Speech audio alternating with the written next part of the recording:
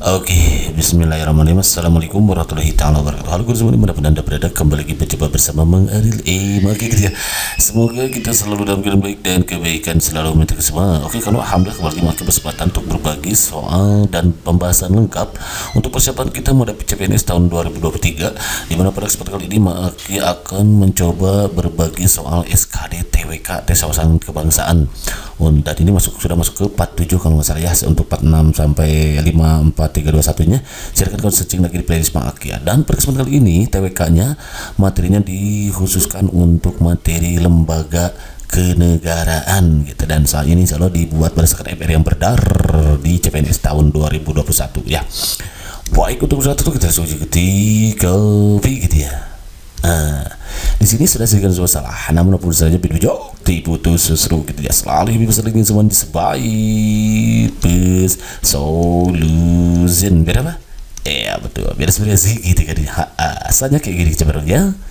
Lembaga Negara Indonesia adalah lembaga-lembaga yang dibentuk berdasarkan Undang-Undang Dasar UUD, ujung-ujungnya duit, gitu. Undang-undang atau peraturan yang dibentuk. Lembaga di tingkat pusat dapat dibedakan dalam 4 tingkatan kelembagaan berikut ini, kecuali jadi perlu kalian ketahui bahwa lembaga-lembaga yang dibentuk itu berdasarkan undang-undang, ya ada berdasarkan undang-undang saja, ada peraturan yang lebih rendah seperti peraturan presiden, peraturan menteri, ya betul ya.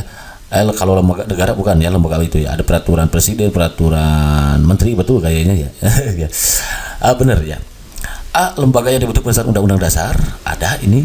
B, lembaga yang dibentuk berdasarkan undang-undang aja ada. Lembaga yang dibentuk berdasarkan peraturan pemerintah atau peraturan presiden ini masuk. Lembaga yang dibentuk berdasarkan peraturan menteri ada.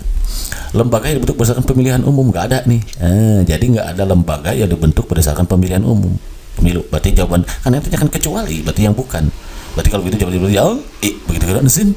Tidak isi mantap. Kalau mantap next nih kawan-kawan ya, sebagai bahasan tambahan aja untuk pengetahuan untuk kawan-kawan bahwa lembaga negara itu dibentuk berdasarkan undang-undang ya. Di antaranya contohnya ada presiden, wapres, MPR, DPR, DPD, BPK, MA, MK dan KY itu adalah lembaga yang dibentuk berdasarkan undang-undang dasar gitu. Sementara untuk lembaga yang dibentuk berdasarkan undang-undang itu diantaranya Kejaksaan Agung itu berdasarkan undang-undang, BI Bank Indonesia ya, KPU, KPK, KPI, PPANTK, Bursan dan lain-lain itu yang dibentuk berdasarkan undang-undang. Lalu ada lembaga yang dibentuk berdasarkan peraturan pemerintah dan peraturan presiden, dan ada lembaga yang dibentuk berdasarkan peraturan menteri ya, banyak kalau menteri ya, Permendikbud misalkan ya, Permenpan RB kayak gitu ya, Perpres. Nah ini yang ini Perpres, ini biasanya depannya Perpres, peraturan presiden. Kalau ini Permendikbud, kalau menteri pendidikan Permen gitu, Permenpan RB, peraturan pemerintah gitu ya kan. Understand? Hidup mantap. Kalau next dari segi hierarki, lembaga negara dapat dibedakan ke dalam 3 lapis. Yang ini lapis pertama dapat disebut lembaga tinggi negara. Lapis pertama, lapis kedua dapat disebut lembaga negara saja, dan lapis ketiga merupakan lembaga negara yang sumber kewenangannya berasal dari regulator atau pembentuk peraturan di bawah undang-undang. Berikut ini merupakan lembaga yang termasuk lembaga tinggi negara, kecuali A, peraturan presiden dan wakil presiden, B, DPR, DPR, C, Majelis Perwakilan Rakyat, E, Mahkamah Konstitusi, E, Menteri Negara. Nah, yang bukan di mana? Iya betul. Gak ada ya, yang kecuali kan ini, yang gak ada itu adalah Menteri Negara kan ya. Lembaga negara yang termasuk lembaga tinggi negara. Jadi lembaga tinggi negara itu udah presiden. Oke nih, kita ya bahas ya.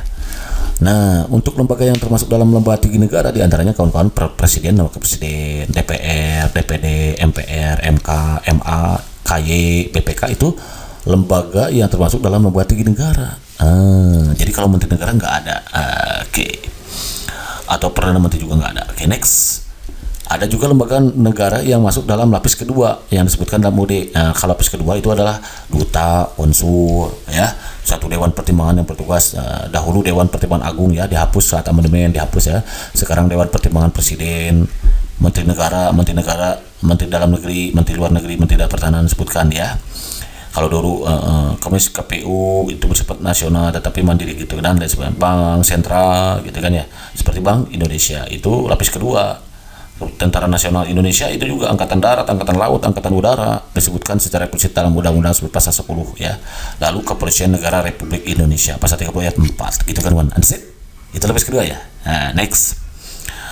Oke, selain keenam lembaga yang disebutkan dalam model di atas, terdapat juga lembaga lain yang disejajarkan dengan organisasi lapis kedua, yakni lembaga negara yang dibentuk dengan undang-undang yang disusun antara DPR dan Presiden. Nah, lembaga ini dapat dibubarkan apabila undang-undang atau pasal yang mengatur lembaga tersebut dibatalkan melalui judicial review di Mahkamah Konstitusi. Beberapa contoh lembaga ini yaitu diantaranya Kejaksaan Agung, kawan-kawan ya. Kejaksaan Agung ini sejajar katanya ya, sejajar dengan lapis kedua, Kejaksaan Agung, Otoritas Jasa Keuangan, OJK itu ya sekarang ini tahun 2011 OJK, Lembaga Penjaminan Simpanan, Lembaga Penjamin Simpanan, Komisi Nasional Hak Asasi Manusia, Komisi Pemberantasan Korupsi, Komisi Penyiaran Indonesia, Komisi Pengawasan Pengawas Persaingan Usaha, Komisi Kebenaran, dan Komisi Perlindungan Anak, Ombudsman, gitu kan kawan. Understand? Dulu dijemput top X. Lalu kelompok ketiga adalah organ konstitusi yang termasuk kategori lembaga negara yang sumber kewenangan berasal dari regulator pembentuk peraturan dan undang-undang. Artinya keberadaan secara hukum hanya didasarkan atas kebijakan presiden atau belait presiden. Ya. Contoh lembaga-lembaga ini diantaranya Badan Pariwisata dan Ekonomi Kreatif, Badan Pengawas Keuangan, lembaga kalian, lembaga negara. Oke, lanjutlah. Nanti kalau banyak penontonnya makin bahas lagi. Oke, next. Mana ya? Nomor berapa ya? Nomor C ya. Lembaga tinggi negara yang telah dibubarkan adalah A. Presiden Wakil Presiden, B. Dewan Perwakilan Rakyat, Majelis Permusyawaratan Rakyat, C. Mahkamah Konstitusi, D. Perdana Menteri. Nah, lembaga tinggi negara ya, Presiden Wakil Presiden ada ya seperti sekarang, DPR ada, MPR ada, MK ada, yang ada itu Perdana Menteri. Jadi karena yang sudah dibubarkan yang ditanyanya itu adalah Perdana Menteri, kawan-kawan. Jadi Perdana Menteri itu sudah dibubarkan dahulu itu kala itu ya. Oke, nih kita penjelasannya cek. Jadi lembaga tinggi negara yang sudah dibubarkan itu diantaranya Perdana Menteri, Dewan Pertimbangan Agung DPA ya, tadi ya sudah dikatakan oleh Maki sebelumnya. Ada juga Kementerian Departemen Negara, itu dulu Departemen Penerangan, karena tidak terang jadi penerangan, karena sudah terang gitu maksudnya, jadi dihapuskan gitu. Lembaga pemerintahan non kementerian, contoh Badan Pengembangan Kebudayaan dan Pariwisata, Lembaga Informasi Nasional. Lalu lembaga non strukturalnya apa? Badan Penyataan Perbankan Nasional, Badan Rehabilitasi dan Rekonstruksi untuk Aceh dan Nias, Unit Kerja Presiden untuk Pengolahan Program Kebijakan Diplomasi. Lembaga struktural di bawah Kementerian Departemen Negara, Badan Konsultasi Keuangan Negara di bawah Departemen Keuangan. Oke, itu kali. Oke kawan-kawan, barangkali ini saja dulu yang saya berikan dulu Maki sebagai wawasan tambahan untuk kawan-kawan dan juga pemanasan. Dan barangkali kawan-kawan ingin pemanasan lebih lanjut, silakan kawan-kawan simak soal berikut ini yang jenisnya berbeda, tapi masih membahas tentang DPR atau DPR gitu ya, bebas dan wewenangnya. Oke. Di sini sudah jadikan sebuah masalah, namun apapun masalahnya minumnya teh botol solo gitu kan ya. Selalu hadapi masalah itu dengan senyuman, jadi smile solution. Biar apa? Iya betul, biar ada inspirasi gitu kan ya. Ya. Number 1 kita baca bareng-bareng ya. Lembaga tinggi negara dalam sistem ketatanegaraan Indonesia yang merupakan pemegang kekuasaan kehakiman bersama-sama dengan Mahkamah Agung adalah bla bla bla A. MPR, B. DPR, C. MK gitu, E. DMA, NE, DPD, MPR, DPR, MK, MA atau DPD. Tentunya kawan-kawan untuk mengetahui mana jawaban yang tepat kita harus tahu dulu definisi dari masing-masing lembaga ini gitu ya, termasuk nomor 2. Oke, nih berikut merupakan kewenangan Mahkamah Konstitusi kecuali A. memutus pembubaran partai politik, B. memutus perselisihan tentang hasil pemilu, C. menguji undang-undang terhadap Undang-Undang Dasar 1945, D. memutus sengketa kewenangan lembaga negara yang kewenangannya diberikan oleh UUD 1945, E. mengubah dan menetapkan UUD 1945. Jadi kawan-kawan, untuk mengetahui ini berarti kita harus tahu dulu definisi dari Mahkamah Konstitusi dan juga definisi dari Mahkamah Agung. Dan ini merupakan tema ini Maki angkat ke permukaan itu terkait dengan permintaan salah seorang sahabat kita. Beliau bernama Mbak Sri Lestari Siregar. Halo Mbak, salam kenal dari Maki ya. Mohon maaf, Maki baru berkesempatan untuk menjawab pesannya dan baru memenuhi apa yang di requestnya 9 jam yang lalu ya, 9 hour ago ya. MA dan MK dong Mang, please. Nah, oke gitu ya, karena ada please jadi Maki sekarang buatkan, mudah-mudahan apa yang Maki berikan apa yang Maki bisa bermanfaat untuk Mbak pada khususnya dan untuk kawan-kawan yang lain pada umumnya. Oke kawan-kawan, jadi gini kawan-kawan, pertama kita harus tahu dulu definisinya. Jadi yang dimaksud dengan Mahkamah Konstitusi Republik Indonesia adalah lembaga tinggi negara, kayak MPR kemarin gitu kan ya, kayak ya ke MPR ya. Kalau MPR kan kemarin asalnya lembaga tertinggi, nah, sekarang dirubah jadi lembaga tinggi saja, ternya dibuang. Itu kawan-kawan silahkan searching lagi video Aki yang sebelumnya. Kemudian ini lembaga tinggi negara dalam sistem kenegaraan Indonesia yang merupakan pemegang kekuasaan kehakiman bersama dengan Mahkamah Agung, ya itu Mahkamah Konstitusi. Sementara Mahkamah Agung gitu ya, definisinya adalah lembaga tinggi negara dalam sistem kenegaraan Indonesia yang merupakan pemegang kekuasaan kehakiman bersama-sama dengan Mahkamah Konstitusi, ya jadi sama gitu ya, dan bebas dari pengaruh cabang-cabang lainnya, artinya tidak bisa dipengaruhi kawan-kawan. Mahkamah Agung membawahi badan peradilan dalam lingkungan peradilan umum, lingkungan peradilan agama, lingkungan peradilan militer, dan lingkungan peradilan tata usaha negara, gitu definisinya. Oke, sebelum kita lanjut ke tugas dan wewenang MA ataupun MK, perlu kawan-kawan ketahui di sejarahnya nih gini. Pada tanggal 18 Agustus itu kan kita tahu ya, sehari setelah kemerdekaan Republik Indonesia. Nah, Presiden Soekarno melantik, beliau melantik, tulis saja melantik Mr. Dr. R.S.E. Kusuma gitu ya, Kusuma Atmaja, kalau huruf dahulu kan gini kayak nulisannya ya, penulisannya kayak gini gitu maksudnya kawan-kawan ya. Jadi 18 Agustus Presiden Soekarno melantik Mr. Dr. R.S.E. Kusuma Atmaja sebagai ketua MPR, sebagai ketua MA, Jadi beliau dilantik sebagai ketua MA, Mahkamah Agung saat itu. Nah, kawan-kawan kalau mau tahu ya. Sehingga hari itu ditetapkanlah sebagai hari jadi Mahkamah Agung. Jadi 18 Agustus itu ditetapkan sebagai hari jadi Mahkamah Agung. Nah, hari jadi Mahkamah Agung. And then 18 Agustus itu kan di sini juga selain itu 18 Agustus itu juga kan terjadi sidang PPKI ya kan ya, Panitia Percepatan Kemerdekaan Indonesia. Nah, silakan kawan-kawan searching lagi video Mang Akil terkait dengan PPKI gitu ya. Di sini kan PPKI melakukan sidang, di mana hasil sidangnya tanggal 18 Agustus itu ya kan dia melakukan sidang dimulai tanggal 18, 19 dan berapa tuh, silakan kawan-kawan searching lagi ya. Jadi tanggal 18 itu kan disahkannya undang-undang kan, disahkannya undang-undang dasar beserta pembentukan dan pengangkatan kabinet. Nah, boleh kalau mau tulis beserta pembentukan dan pengangkatan kabinet presidentil pertama Indonesia gitu saat itu.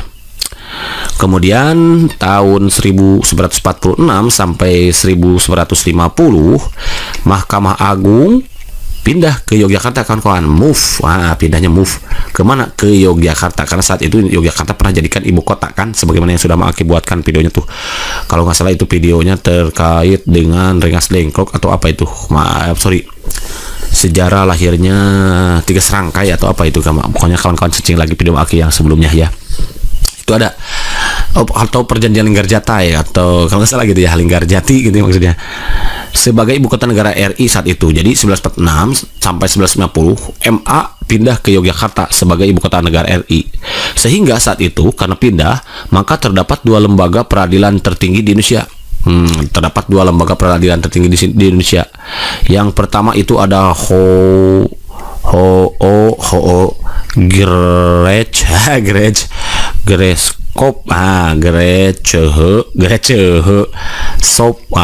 gitu kawan-kawan ya, yang ada di Jakarta nih. Yang kemudian yang kedua itu adalah Mahkamah Agung Republik Indonesia yang ada di Yogyakarta. Nah gitu, kalau ini dipimpin oleh ketuanya itu adalah Mr.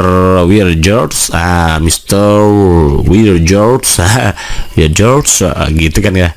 Kalau ini Mahkamah Agung ini Republik Indonesia itu adalah ketuanya adalah yang tadi itu siapa? Iya betul, Kusuma Atmaja, Kusuma Atmaja gitu kan ya. Jadi Tuh ada 2 tuh saat itu lembaga tertinggi, saat itu masih tertinggi ya di Indonesia. Kemudian 1 Januari 1950 MA Mahkamah Agung back, kembali lagi ke Jakarta, back to Jakarta again gitu kan.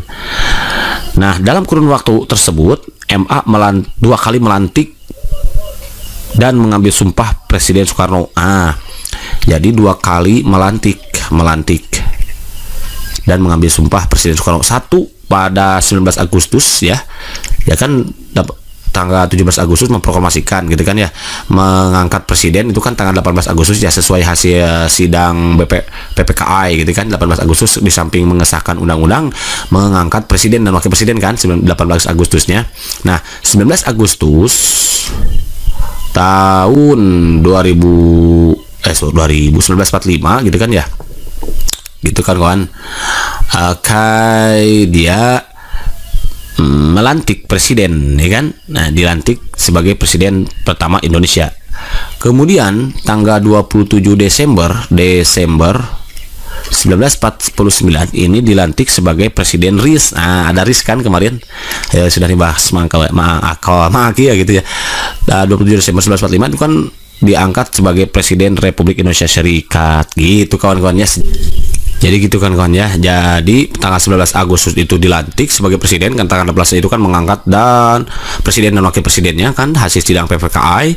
Kemudian tanggal 19-nya dilantik oleh MA ini saat itu. Kemudian 27 Desember Soekarno kembali lagi dilantik menjadi presiden Republik Indonesia Serikat gitu, karena saat itu terjadi ada Republik Indonesia Serikat. Nah, silakan kawan-kawan searching lagi video Mak Akil sebelumnya. Nah, itu selesai sejarahnya. Nah, mengenai baru kita masuk nih ke tujuan pertemuan kita hari ini gitu ya. Tujuan pembelajaran kita hari ini maksudnya gitu ya. Nggak bertemu soalnya sama Aki ya. Gitu kan ya. Tujuan pembelajaran hari ini adalah wewenang MA. Nah, kawan-kawan, perlu kawan-kawan ketahui terkait dengan wewenang MA, nanti kawan-kawan silakan buka bab 9 Undang-Undang Dasar 1945 ya. Karena ini dibuat di bab 9 Undang-Undang Dasar 1945. Lebih tepatnya ini pasal, kalau nggak salah itu pasal berapa? 24 kalau nggak salah ya.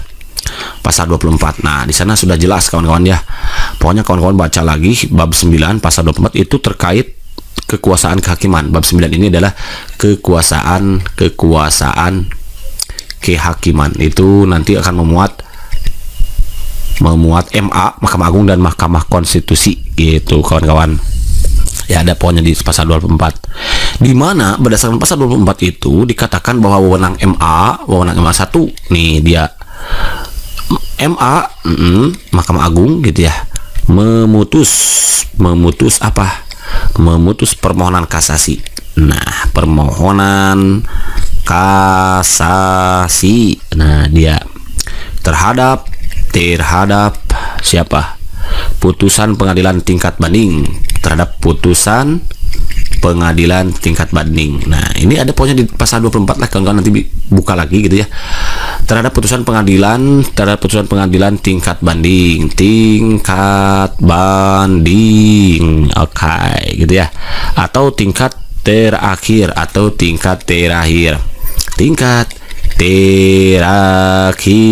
gitu, dari semua lingkungan peradilan. Nah, dari semua lingkungan peradilan,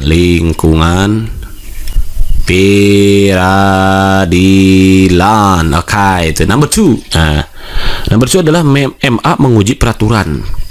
MA menguji peraturan. Oke. MA menguji peraturan secara material. Oke, material terhadap peraturan perundangan di bawah undang-undang. Terhadap peraturan perundang-undangan, oke, di bawah undang-undang, itu nomor 2. And then nomor 3-nya nih, oke, di sini lanjutin aja di sini ya. Melakukan pengawasan tertinggi, gitu ya. Melakukan pengawasan tertinggi. Oke, gitu ya. Pengawasan tertinggi. Gitu ya. terhadap penyelenggaraan peradilan, terhadap penyelenggaraan pengadilan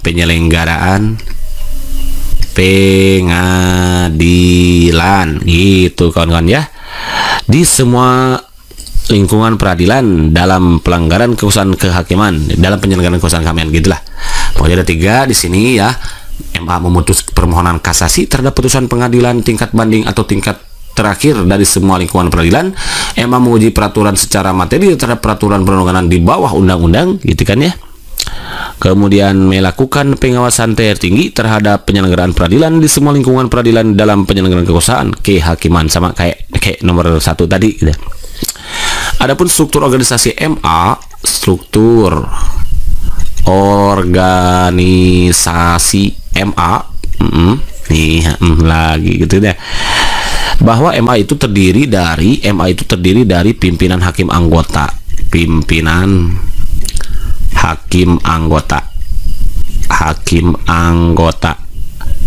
kemudian kepaniteraan MA. Apa sih kepaniteraan MA itu? Kepaniteraan itu adalah aparatur tata usaha negara gitu ya. Kemudian sekretariat MA, jadi pimpinan hakim anggota, kepaniteraan MA, sekretariat MA, dan hakim anggota.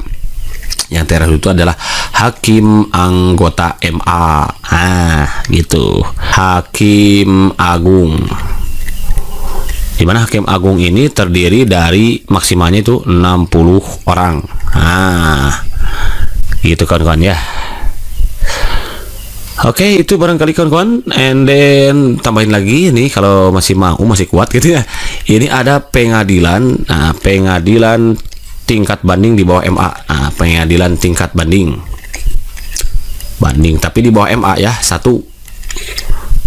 ada pengadilan tinggi kan, pengadilan tinggi gitu ya, tinggai.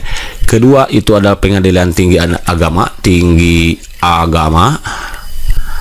Ketiga itu ada pengadilan tinggi tata usaha negara,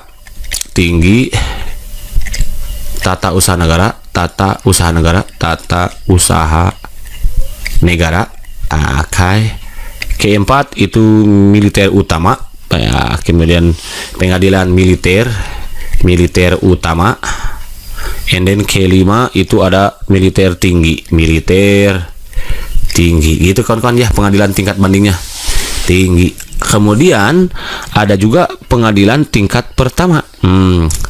Pengadilan tingkat banding itu, kalau ini pengadilan tingkat pertama, ada pengadilan tingkat pertama. 1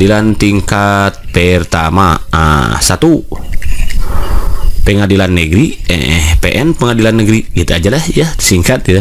Kemudian pengadilan agama, PA gitu ya. Siapa yang PA? Ya nggak ada ya. Kemudian pengadilan kalau itu saja lah, pengadilan tata usaha negara. And then number 4 itu adalah pengadilan militer, militer gitu kan. Adapun kewenangan MA berdasarkan peraturan perundangan yang berlaku nih, ada kewenangan MA berdasarkan perundangan yang berlaku. Perundangan yang berlaku sama aja kayak tadi ya, berlaku diantaranya 1 kewenangan memeriksa dan memutus permohonan kasasi, sengketa tentang kewenangan mengadili gitu ya, sengketa tadi ya sebetulnya ya. Jadi kewenangan memeriksa apa enggak, kalau nggak salah udah tulis nih. Enggak ya, bukan ya. Bukan. Ada lagi ya. Kewajiban menang mahkamah. Oh, di sudah konstitusi di sini. Nanti ya. Jadi ini tadi kewenangan Mahkamah Agung berdasarkan apa tadi? Berdasarkan perundangan yang berlaku. 1 adalah kewenangan memeriksa dan memutus permohonan kasasi. Kewenangan boleh tulis lah, kewenangan memeriksa memeriksa dan memutus permohonan kasasi, sama kayak tadi ya, permohonan kasasi, kemudian sengketa tentang kewenangan mengadili ya gitu. Kemudian yang kedua itu adalah permohonan peninjauan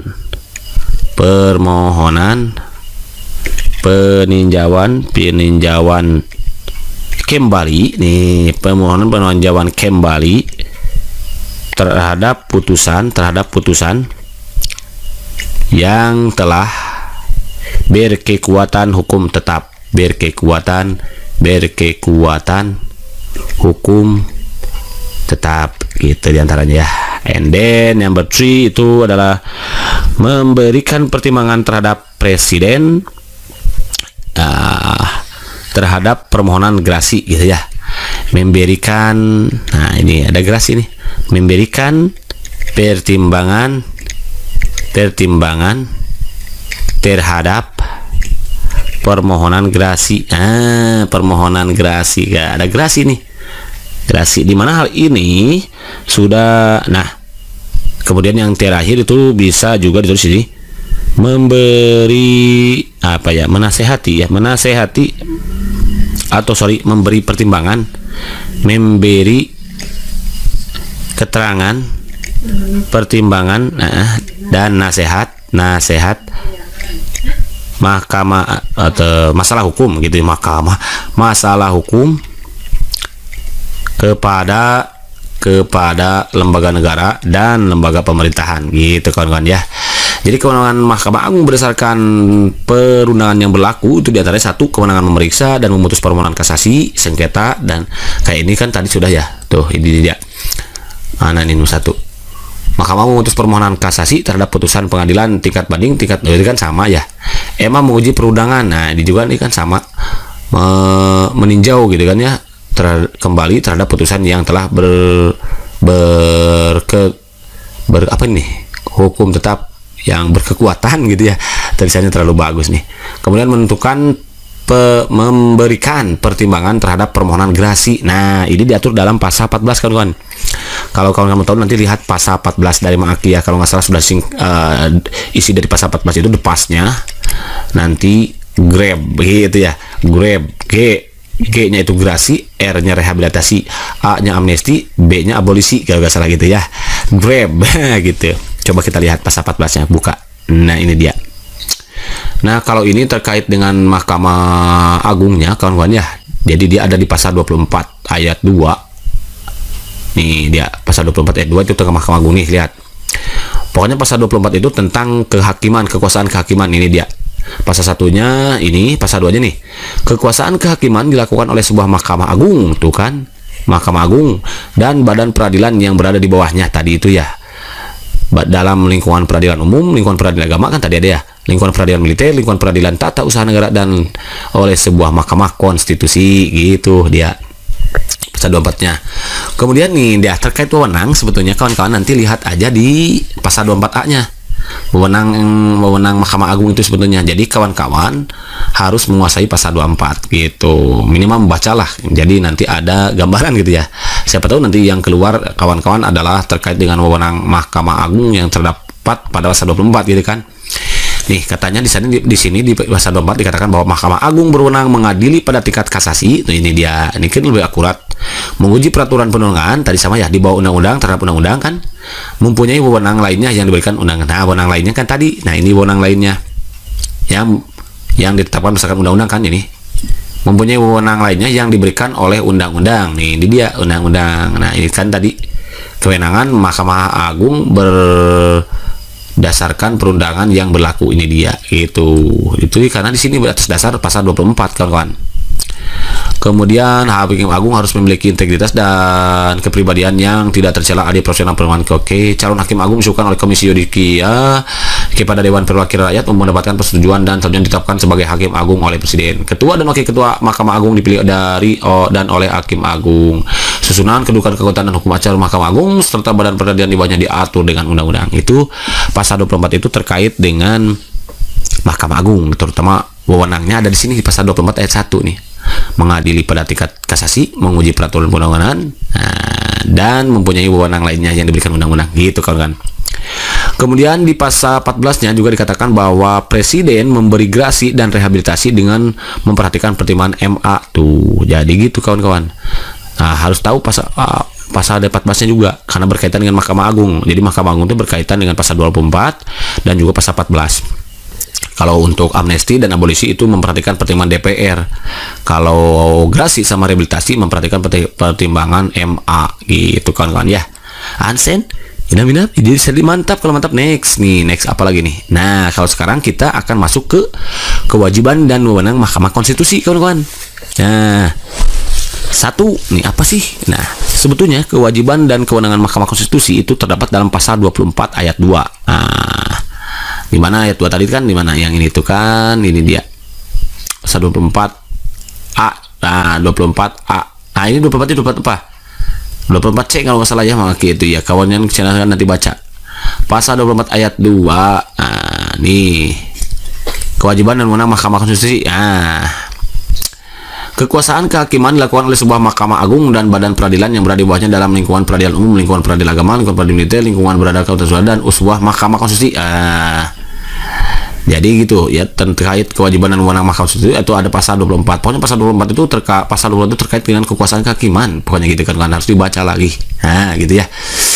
Nah, atas dasar itu maka bisa disimpulkan bahwa Mahkamah Konstitusi merupakan salah satu pelaku kekuasaan kehakiman selain Mahkamah Agung, gitu kan ya. Jadi salah satu pelaku kekuasaan kehakiman selain Mahkamah Agung.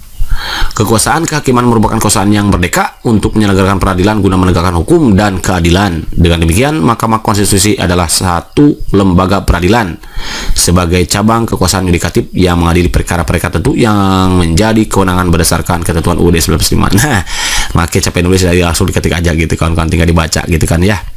Jadi untuk kewajiban wewenang Mahkamah Konstitusi ada di pasal 24, pokoknya ya ada ayat 2-nya ini kan. Nah, atas dasar itu maka ya berdasarkan pasal 24 ayat 2 ini maka ternyata MK, Mahkamah Konstitusi merupakan salah satu pelaku kekuasaan kehakiman selain Mahkamah Agung gitu kawan-kawan. Nah, ini dia pasal 24C-nya kawan-kawan kalau mau tahu. Nih dia pasal 24C nih Mahkamah Konstitusi. 24C pasal 1 pasal 24C ayat 1-nya. MK berwenang mengadili pada tingkat pertama dan terakhir tuh kan.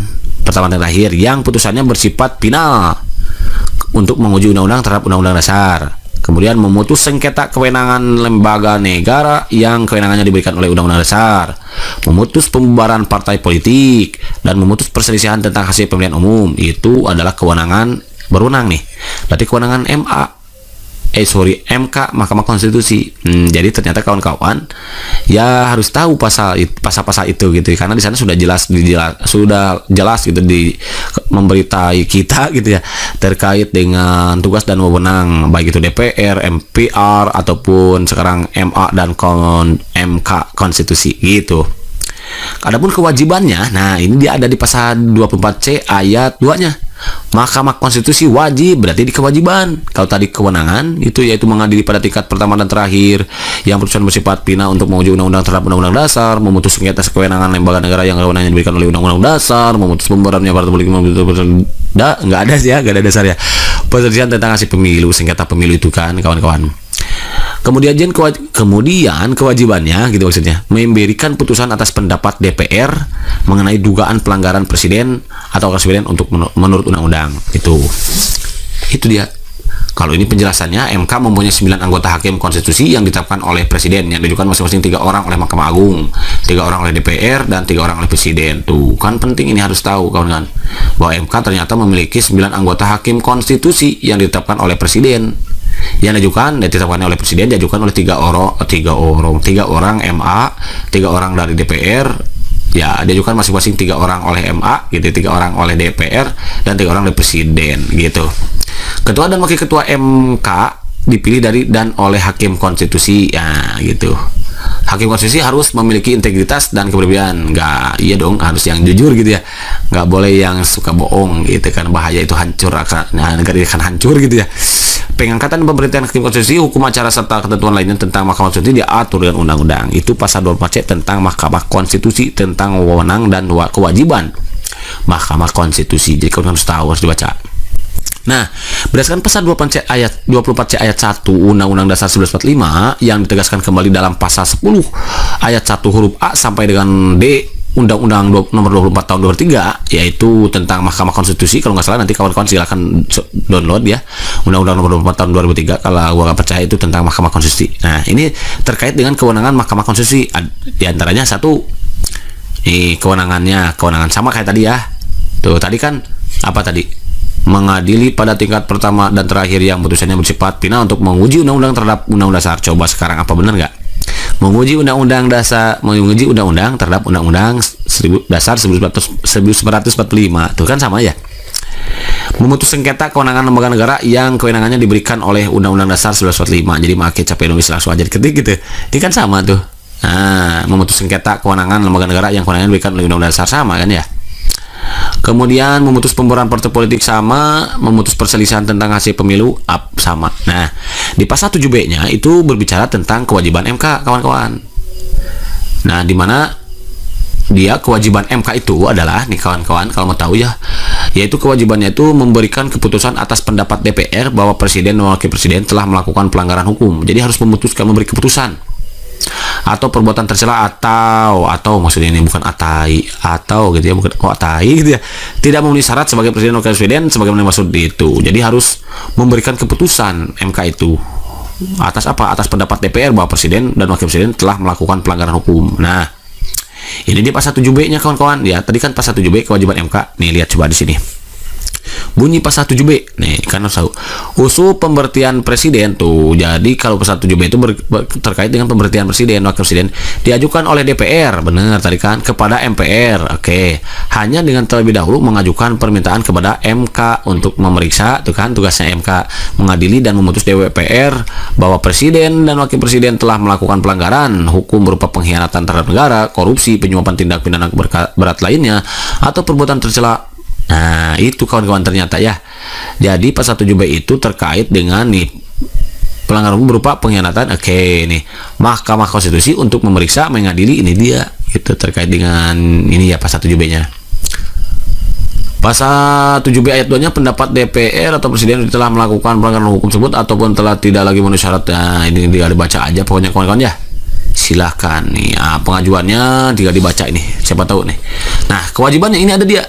Mahkamah Konstitusi wajib apa memeriksa, mengadili dan memutus dengan seadil-adilnya terhadap DPR tersebut paling lama 90 hari setelah permintaan DPR itu diterima oleh MK gitu. Nah, jadi harus dibaca dulu nih.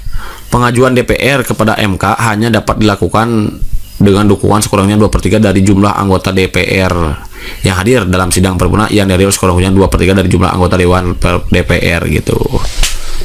Kemudian 2/3 yang hadir harus disetujui dilakukan dengan dukungan, harus didukung oleh 2/3 dari anggota jumlah DPR yang hadir 2/3 dari yang hadir dan 2/3 dari jumlah anggota DPR gitu.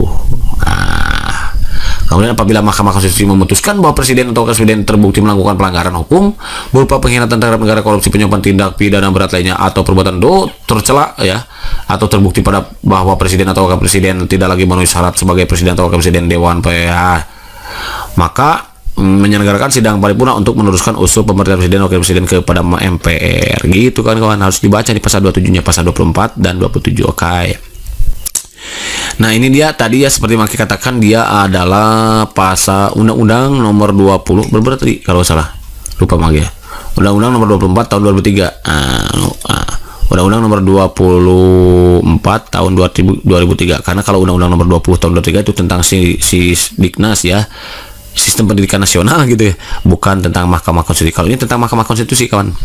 Nah, di Undang-Undang nomor 24 tahun 2003 silahkan kawan nanti searching lagi, baca ya. Di pasal 10-nya dikatakan tentang nih kekuasaan Mahkamah Konstitusi kan babnya ya, wewenang nih tentang wewenangnya.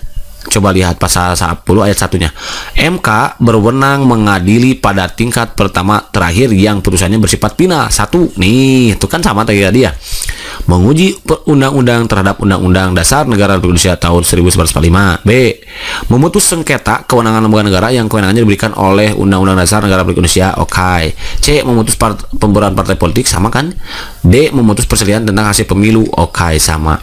Nomor 2-nya MK wajib. Nah, ini terkait dengan kewajibannya. Nah, jadi di pasal 10 Undang-Undang Nomor 24 Tahun 2003 itu lebih jelas lagi kawan-kawan ya. Jadi Jadi MK itu kawan-kawan maksudnya memberikan putusan atas pendapat DPR bahwa presiden atau wakil presiden telah melakukan pelanggaran hukum berupa pengkhianatan terhadap korupsi itu ya. Itu jadi dia harus kewajibannya adalah wajib memberikan putusan gitu. Kemudian ketentuan sebagaimana dimaksud ayat 2 berupa pengkhianatan. Ketentuan di masa ayat 2 ini ya melakukan putusan terhadap MK wajib memberikan putusan atas pendapat DPR bahwa presiden dan wakil presiden yang diduga melakukan pelanggaran hukum, apa pengkhianatan terhadap negara, misalnya korupsi gitu ya, tindak pidana berat lainnya, perbuatan tercela, nah baru diputuskan oleh MK gitu kan, wajib memberikan putusan. Nah gitu kan ya. Di sini tidak disajikan masalah, namun Malki sudah nulis tadi ternyata ya. Oke, kita langsung aja mulai dari sini. Oke kawan-kawan, perlu kita ketahui DPR itu adalah lembaga tinggi negara dalam sistem ketenagaraan Indonesia yang merupakan lembaga perwakilan rakyat. Dan DPR itu terdiri atas anggota partai politik yang merupakan peserta pemilu. Jadi kalau nggak ikut pemilu berarti nggak bisa masuk jadi anggota DPR. Kemudian yang dipilih melalui pemilu gitu kan ya, nggak ditunjuk tapi berdasarkan demokrasi, yaitu merupakan pengamalan sila ke-4 berarti. Nah sejarahnya masa awal demokrasi kemerdekaan gitu misalnya, sejarahnya nih satu di masa awal kemerdekaan yaitu tahun 1945 sampai 1949 DPR gitu dan lembaga-lembaga negara itu belum dibentuk kawan-kawan. Maka sesuai pasal 4 aturan peralihan maka dibentuklah KNIP Komite Nasional Indonesia Pusat, yang itu seperti sudah Malki katakan ya, di ini sejajar dengan barangkali kalau sekarang itu MPR lah, MPR gitu ya, MPR-nya sekarang gitu KNIP itu ya, dimana ini kan ditetapkan tanggal 18 Agustus tahun 1945 kan ya. Ini kan ditetapkan, disahkan gitu melalui PPKI gitu kan ya. Silakan lagi kawan-kawan jangan sampai lupa tuh isi dari sidang PPKI tanggal 18 Agustus gitu. And then kemudian itu sejarahnya ya. Kemudian saat itu anggota KNIFI Komite Nasional Indonesia Pusat saat itu anggotanya ber-60 orang. Namun di beberapa sumber ada yang mengatakan dia terdiri dari 103 orang gitu kawan-kawan ya. Kemudian KNIP ya perlu sudah tadi Kemake katakan bahwa dia sebagai MPR gitu, MPR gitu sempat sidang sebanyak 6 kali ya. Jadi dia itu sidang sebanyak 6 kali dalam melakukan kerja dalam melakukan kerjanya gitu ya. Dalam melakukan kerja DPR dibentuklah Badan Pekerja Komite Nasional Pusat. Badan Pekerja Komite Nasional Pusat ya, kayak KNIV berarti ya, memakai sikat ya, Badan Pekerja Komite Nasional Indonesia Pusat, yang berhasil saat itu menyetujui 133 rancangan undang-undang di samping pengajuan mosi dan resolusi dan lain-lainnya gitu kan ya.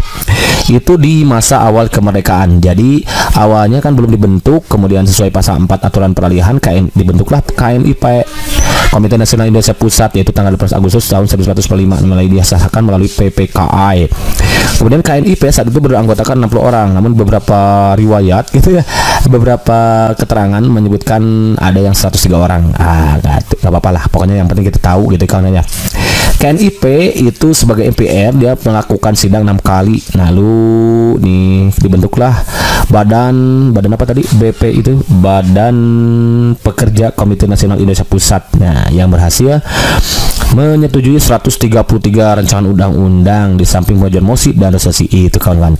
Kemudian yang kedua ada masa RIS. Nah, kita kan tahu RIS, masa Republik Indonesia Serikat, yaitu tahun 1949 sampai 1950, kurang lebih 1 tahun ya. di mana saat ini badan legislatif terbagi menjadi dua saat itu ya. Jadi badan legislatif terbagi menjadi dua, ada senat, nah saat itu yang anggotanya terdiri dari 32 orang. Kemudian ada satu lagi itu DPR. Nah, di sini DPR. Nah, anggotanya ada 146 saat itu, 146 orang. Di mana 49 perwakilan, ya yang 49 itu berasal dari perwakilan Republik Indonesia Yogyakarta, RIY, karena saat itu kan Indonesia sempat beribu kota di Yogyakarta gitu kan kawan.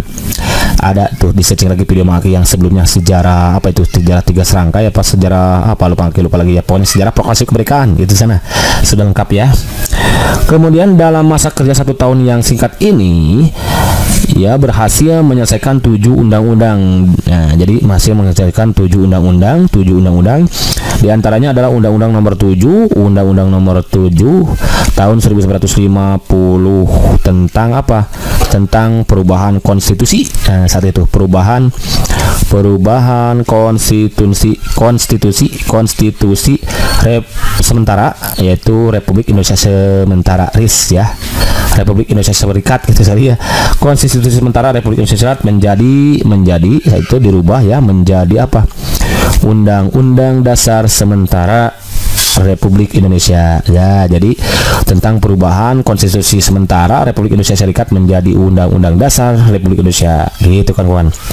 Itu di masa Republik Indonesia Serikat. Kemudian yang ketiga sejarahnya itu di masa DPRS. Nah, masa Dewan Perwakilan Rakyat Serikat, yaitu tahun 1950 sampai 1956 nih gitu.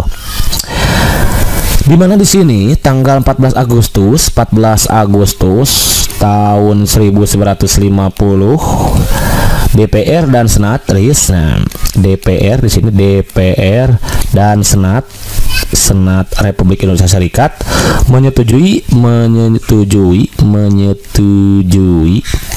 rancangan Undang-Undang Dasar Sementara NKRI gitu ya, Negara Kesatuan Republik Indonesia. Kemudian tanggal 15 Agustus tahun 1950 di sini DPR dan Senat nih mengadakan rapat. Nah, rapat ya. Di mana dibacakan piagam pernyataan terbentuknya NKRI yang bertujuan. Nah, ada dibacakannya apa? Dibacakannya piagam pernyataan terbentuknya NKRI gitu ya. Yang tujuannya satu,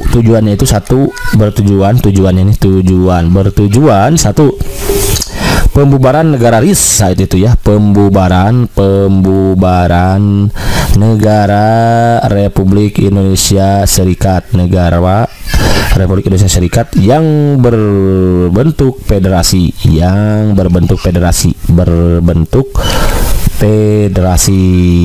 Okay, and then number 2 itu tujuannya adalah pembentukan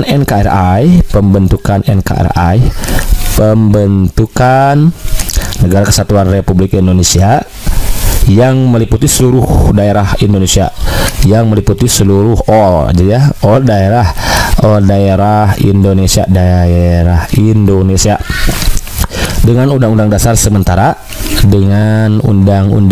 Sementara yang mulai berlaku tanggal saat itu 17 Agustus tahun 1945. 17 Agustus tahun 1950. Sorry, bukan 45. Kan 45 itu merdeka gitu kan ya.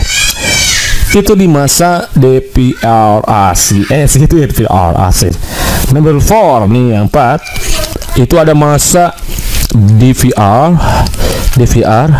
hasil pemilu. Ada DPR hasil pemilu kawan-kawan. Tahun berapa? Iya betul, 1955, karena pemilihan pertama itu dilaksanakan pada 1955.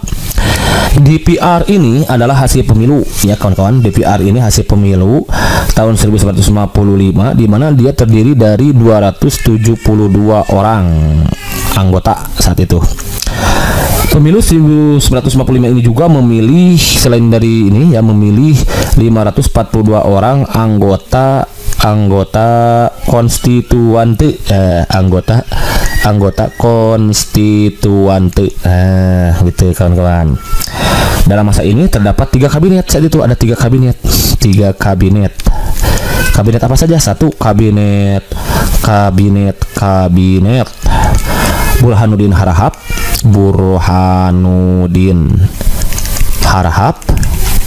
Kemudian ada kabinet K aja sikat ya, kabinet siapa lagi? Iya betul, Ali Sastro Mijoyo.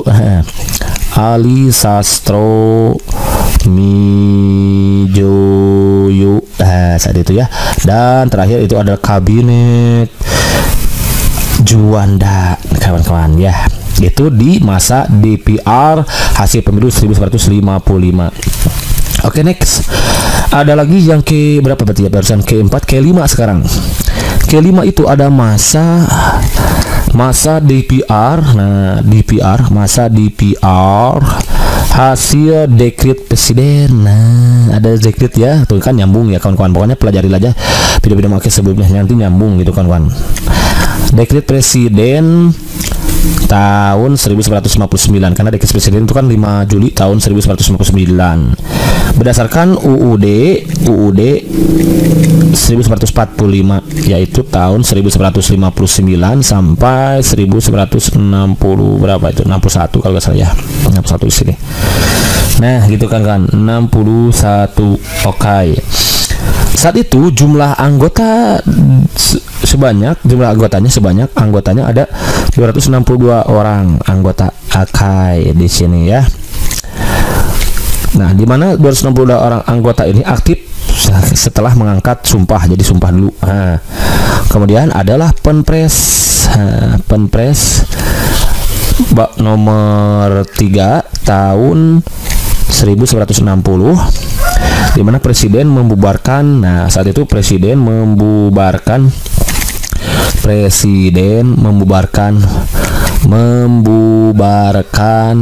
DPR. Nah, saat itu DPR dibubarkan oleh presiden ya, bukan presiden dibubarkan DPR. Sorry. Presiden membubarkan DPR. Kenapa dibubarkan? Karena saat itu DPR hanya menyetujui. Jadi saat itu dibubarkan why gitu ya. Why? Gitu kan pertanyaan. Kenapa dibubarkan? Karena saat itu DPR hanya menyetujui checklist aja ya, meng-ACC gitu kan ya. 36 miliar gitu, 36 miliar gitu. APBN ya, APBN dari 44 miliar yang diajukan.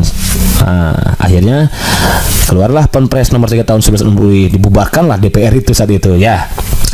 Jadi presiden mengeluarkan Penpres nomor 4 tahun 1960 yang mengatur, kemudian ya udah itu ya, Penpres nomor 3 tahun 1960, presiden membubarkan DPR. Kenapa dibubarkan? Karena DPR hanya menyetujui 36 miliar APBN dari 40 miliar yang diajukan. Kemudian, nah setelah ini dibuat juga Penpres nomor 4-nya. Penpres nomor 4 tahun 1960 yang isinya itu adalah mengatur susunan dibentuklah DPR GR. Siapa yang GR? Nah, gitu ya. Gitu kan kawan. Ya, perlu kita ketahui bahwa DPR GR ini beranggotakan 283 orang yang semuanya diangkat, semuanya itu diangkat presiden. Semuanya diangkat presiden dengan Kepres. Saat itu adalah Kepres, ada Kepres nomor 156 tahun 1960. Nah, gitu. Adapun salah satu kewajiban pimpinan DPR GR adalah saat itu yaitu membuat laporan kepada presiden yang pada waktu tertentu yang mana menyimpang dari pasal sebetulnya gini. Kalau mau tahu boleh itu lah. Jadi salah satu kewajiban berarti benar semua ya, salah satu kewajiban DPR GR adalah membuat laporan kepada presiden presiden dalam pada waktu-waktu tertentu, kawan-kawan, sehingga ini menyimpang dari pasal 5, pasal 20, pasal 21 Undang-Undang Dasar 1945. Nih, itu masa DPR hasil dekret presiden 1959 betul kan? Den kemudian yang nomor 6, nah garis baru aja lah di sini nomor 6. Ini nomor itu ada masa DPR gotong royong, masa DPR gotong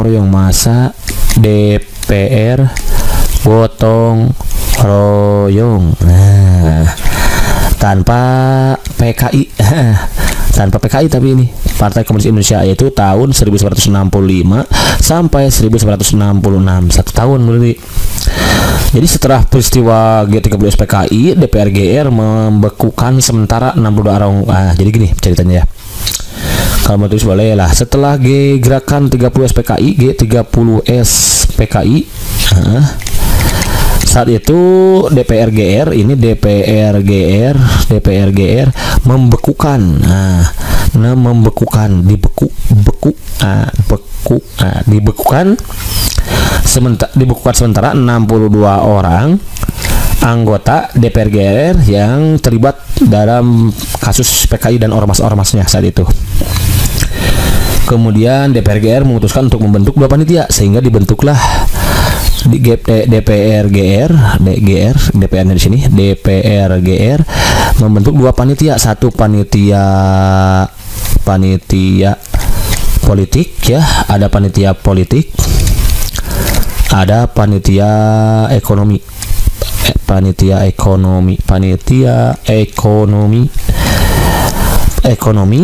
kemudian keuangan dan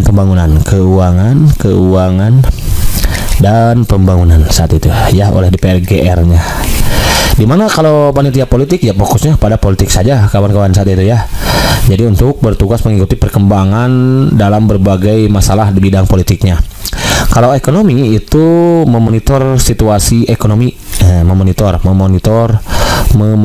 situasi ekonomi dan keuangan, serta membuat konsepsi tentang pokok-pokok pemikiran ke arah pemecahannya gitu. Itu di masa DPR gotong royong. Kemudian nomor 7 berikutnya ada masa orde baru, orde baru gitu ya, yaitu tahun 1966 sampai 1999. Di mana tugas dan wewenang DPR GR 1966 sampai 1997 itu diantaranya di sini. Jadi DPR GR tugas dan wewenangnya saat itu adalah tugas dan wewenang gitulah. DPR GR tahun 1966 sampai 1971, karena masuk wilayah ini berarti ya masa orde baru. Satu diantaranya adalah bersama-sama dengan pemerintah menetapkan APBN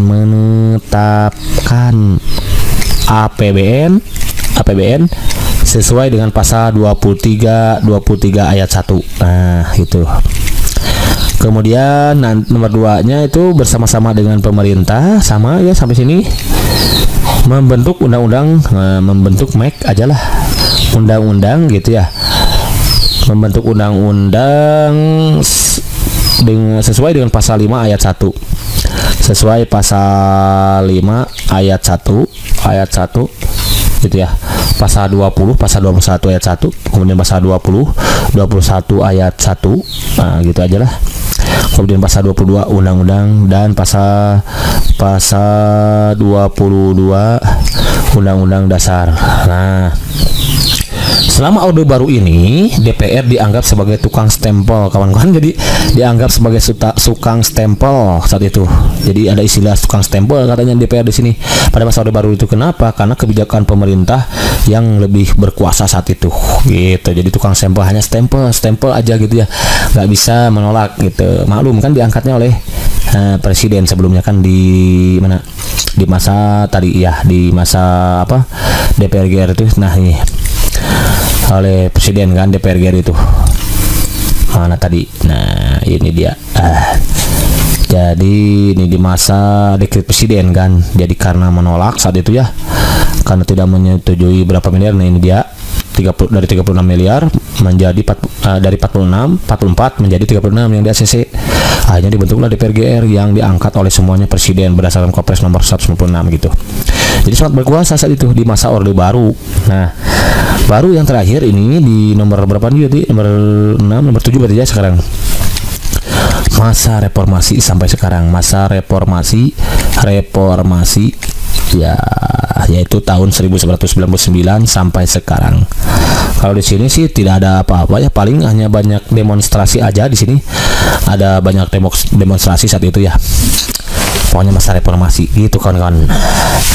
Nah, berikutnya terkait dengan fungsi DPR, satu tulis ya. Bolehlah. Fungsi DPR. Nah, kita kan tadi katakan tadi tujuan pembicaraan kita hari ini adalah membahas terkait dengan sejarah DPR dan tugas serta wewenangnya. Fungsi DPR itu satu, ada fungsi nanti legislasi. Fungsi legislasi kawan-kawan. Apa fungsi legislasi itu? Yaitu fungsi ya DPR yang dilaksanakan untuk membentuk undang-undang bersama presiden gitu kan. Di pasal berapa tuh waktu itu ya, makanya sudah kasih tahu kan, tabdik berhenti, mengubah, menetapkan dan melantik gitu kan DPR ya. Kemudian fungsi yang kedua itu adalah fungsi anggaran. Ada fungsi anggarannya ya kawan-kawan. Dimana fungsi anggaran itu adalah DPR dilaksanakan untuk tentang untuk membahas dan memberikan persetujuan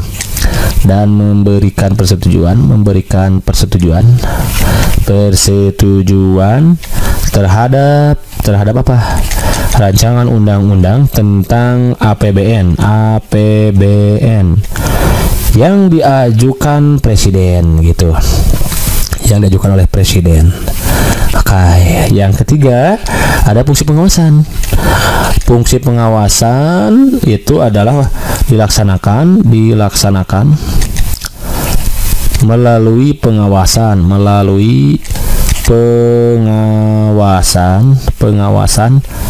atas pelaksanaan undang-undang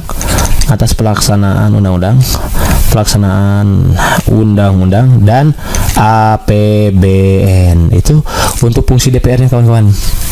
Untuk hak DPR, ada hak DPR ya. Hak DPR. Nah, hak DPR itu adalah satu nanti hak interpelasi. Apa itu hak interpelasi? Yaitu hak DPR untuk meminta keterangan. Nah, meminta keterangan kepada pemerintah. Oke, kalau kita tulis ya, mengenai kebijakan pemerintah,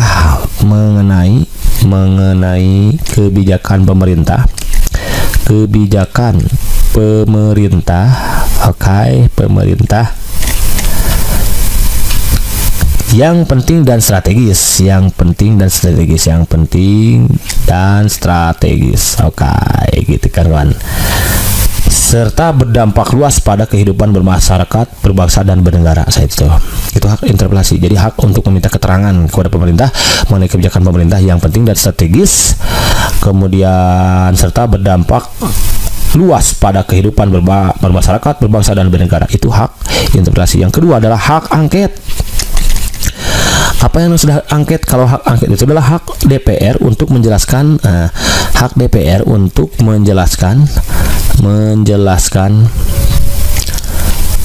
apa? Pelaksanaan suatu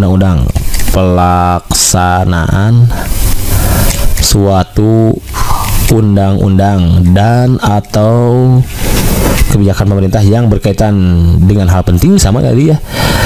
Kemudian hal penting strategis yang diduga bertentangan dengan peraturan perundang-undangan. Jadi kalau diduga bertentangan dengan peraturan perundang-undangan ya harus dijelaskan oleh hak angket ini gitu ya. Yang ketiga itu adalah hak imunitas. hak imunitas. Hak imunitas itu adalah kekebalan, imun dari kata dasar imun lah gitu, kekebalan. Maksudnya gimana?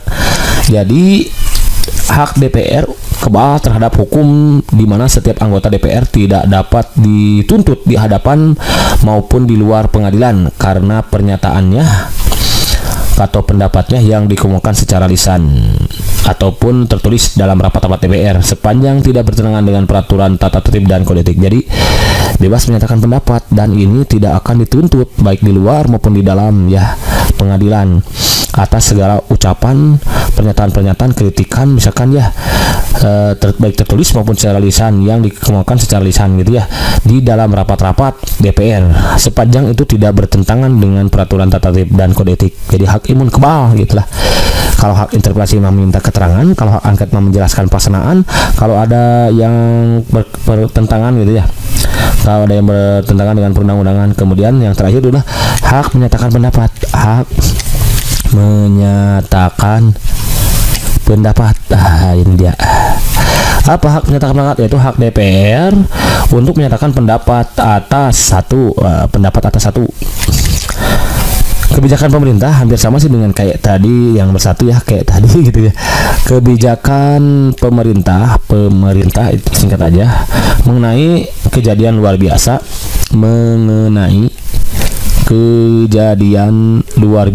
Oke, luar biasa gitu. Dan apalagi luar biasa yang terjadi di tanah air dan di dunia internasional. Jadi yang terjadi di tanah air TA ya, dan dunia internasional DI gitu aja. Ini singkat ya. Kemudian tindak lanjut pelaksanaan, di sini juga tindak lanjut hak menyatakan pendapat terkait dengan tindak lanjut pelaksanaan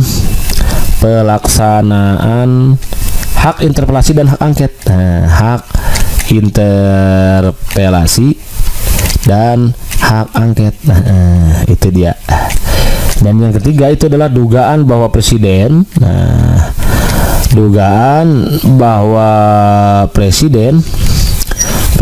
atau wapres melakukan pelanggaran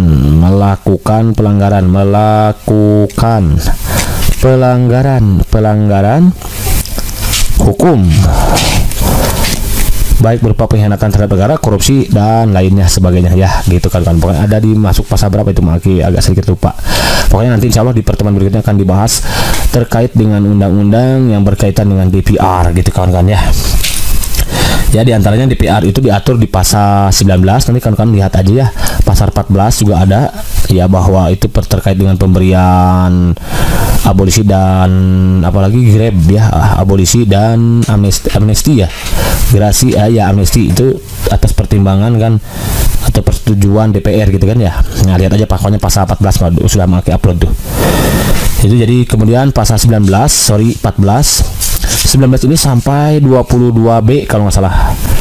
Nanti insya Allah kalau ada waktu yang memungkinkan maka bahas ya berkaitan dengan pasal 11 sampai 22B yang terkait dengan DPR gitu kan ya. Itu dia. Pokoknya dibaca tadi aja, cari nanti kalau belum mau bahas itu cari aja pasal 19, pasal 22 ya. Itu dia kawan-kawan. Kemudian perlu kita ketahui bahwa ada praksi ya. DPR itu ada praksi, yaitu untuk mengoptimalkan pelaksanaan fungsi tugas dan wewenang DPR serta hak dan kewajiban anggota DPR. Dibentuklah praksi sebagai wadah perhimpunan anggota DPR nih fungsinya. Jadi sudah menulis pakai langsung aja di sini ya. Dalam mengoptimalkan pelaksanaan fungsi tugas dan wewenang DPR serta hak dan kewajiban anggota DPR, praksi melakukan evaluasi terhadap kinerja anggota praksinya dan melaporkan kepada publik gitu ya. Setiap anggota DPR harus menjadi anggota salah satu praksi. Praksi dapat dibentuk oleh partai politik yang memenuhi ambang batas perolehan suara dalam penentuan perolehan kursi di DPR. Kan DPR itu kan tadi terdiri dari anggota parpol yang mengikuti pemilu kan. Praksi mempunyai sekretariat jenderal DPR menyediakan sarana, anggaran dan tenaga ahli guna kelancaran pelaksanaan tugas praksi.